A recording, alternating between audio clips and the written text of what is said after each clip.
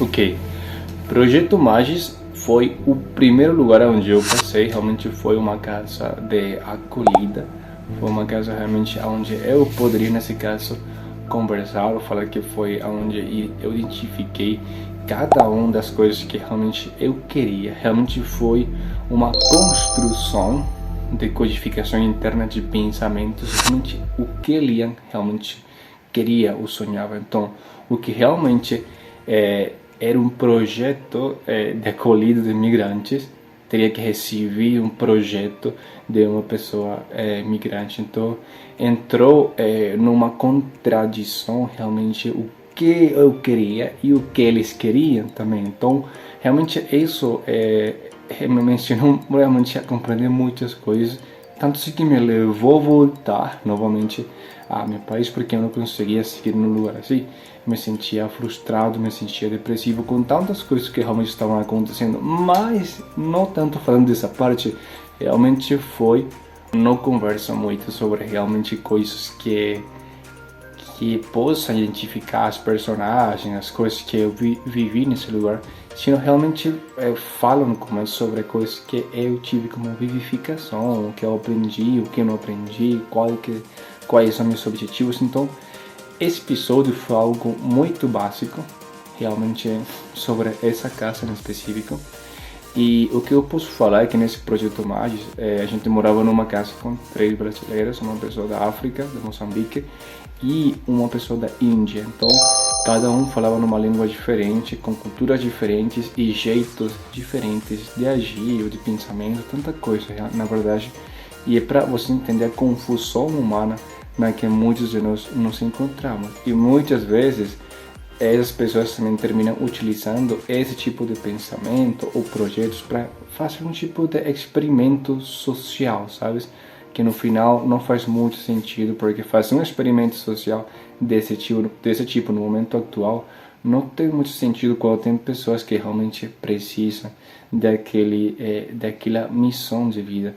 Realmente ainda, eu sempre falo assim, nós estamos em um mundo de projetos equívocos, onde realmente o ser humano ainda por séculos, séculos e séculos se sigue trabalhando da mesma maneira, se sigue procurando a resposta da mesma forma e não conseguem determinar realmente a liberdade das pessoas ou do que os demais querem. Então, estou falando das coisas positivas desse lugar. Foi um lugar onde nós realmente conseguimos identificar muitas coisas. Na minha parte, eu consegui identificar minhas escrituras de maneira certa, aprendi a identificar as personalidades das pessoas muito mais, até minha mesma personificação, realmente, e também aprendi muito realmente como realmente nós conseguimos interagir com as pessoas. Realmente, Belém do Pará, nesse projeto em específico, o projeto Magis, mais na frente, em outro momento, eu conversarei como foi que eu cheguei aí, como foi que eu conheci as pessoas e toda aquela coisa, mas nesse episódio eu não falo muito dessas coisas, estou falando, dando pequenos detalhes a respeito, porque eu acho que é importante também deixar um pouquinho mais de resumo, análise dessa situação que eu tive que passar nesse lugar. Mas uma das coisas que eu posso falar é que eu saía muito sozinho para conhecer os lugares, saía para, não tanto falando dos bares, né, sino falando mais da parte da rua, né, saía para a rua, para os teatro da Paz em Belém do Pará, as docas. Então esses lugares emblemáticos, históricos, eu fui conhecendo por mim mesmo, porque eu achava muito interessante. E a luz que eu tinha nesse lugar quando eu cheguei foi realmente se diminuindo à medida do tempo.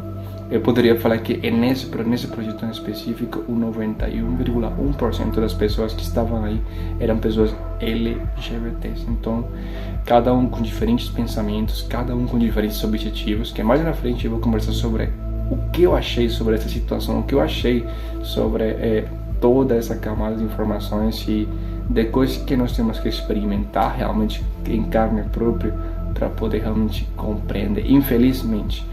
E só para finalizar aqui, eu quero agradecer muitas pessoas que realmente me deram um suporte nesse lugar.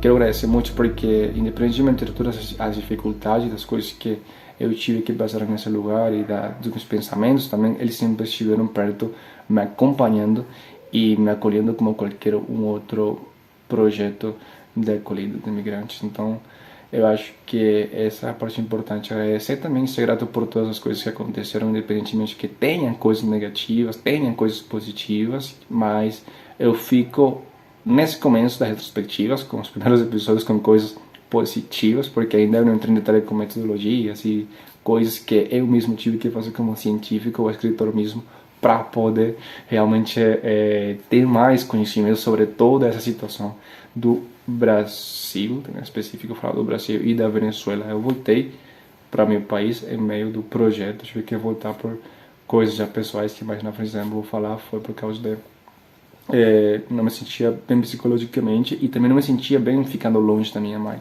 porque precisava vê-la. Então, isso foi um passado, mas agora eu me encontro no presente e como eu enxergo as coisas nesse momento, realmente eu poderia ter certeza que as coisas aconteceram do melhor jeito, mas que não tinha que acontecer desse jeito, mas realmente terminaram acontecendo assim por um condicionamento de pensamentos externo e interno. Então, esses pensamentos nós vamos concatenando eles para realmente ter esse resumo que eu dou aqui agora, né? Que todo é positivo e que todo é amor e paz, mas não é assim, não. E a gente sabe que não é assim.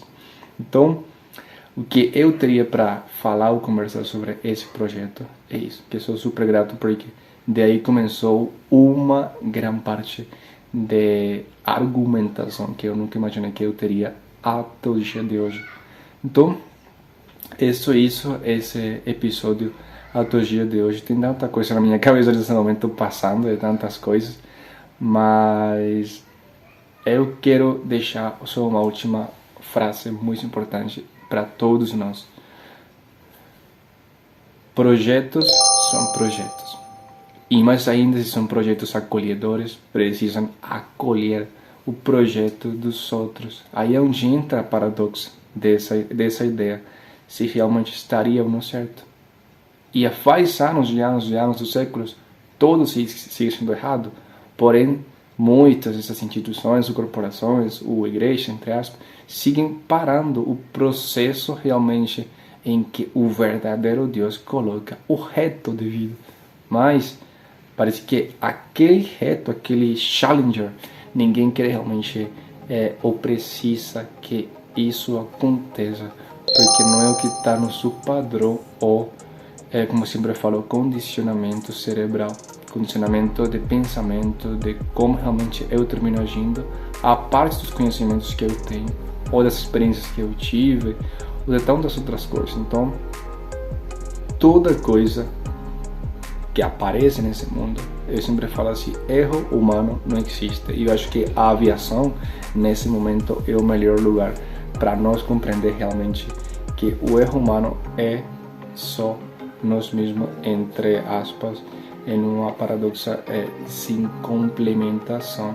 Então, no futuro, a inteligência artificial e todos esses tipos de prototipos, eles vão realmente a demonstrar realmente o quão ignorantes somos e realmente pela própria inconsciência de nós mesmos. Então, aquele reflexo que nós vamos ver em pequenos robôs que tenham ainda mais um conhecimento padronizado do ser humano, é o que realmente nós como seres humanos não vamos realmente alimentar, porque realmente aí é onde vamos ter realmente aquilo que a gente não queria agora, mas vai ter isso por causa de uma negligência humana de verdadeiro acolhimento. Então, é só isso. Sempre sou grato e muito obrigado. E até aqui eu vi. Is the case, but why would you even introduce the idea then that would be the case? I mean, look, we don't want to make this a George Soros interview. No, God, no. I don't want to at all. But what I'm trying, even came up though in the annual meeting. I mean, do your tweets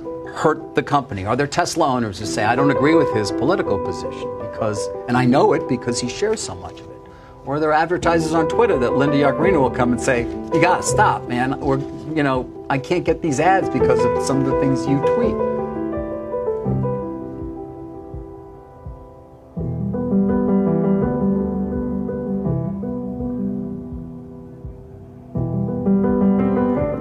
I'm reminded of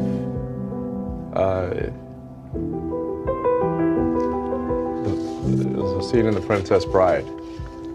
Great movie. Great movie. Where he confronts the person who killed his father. And he says,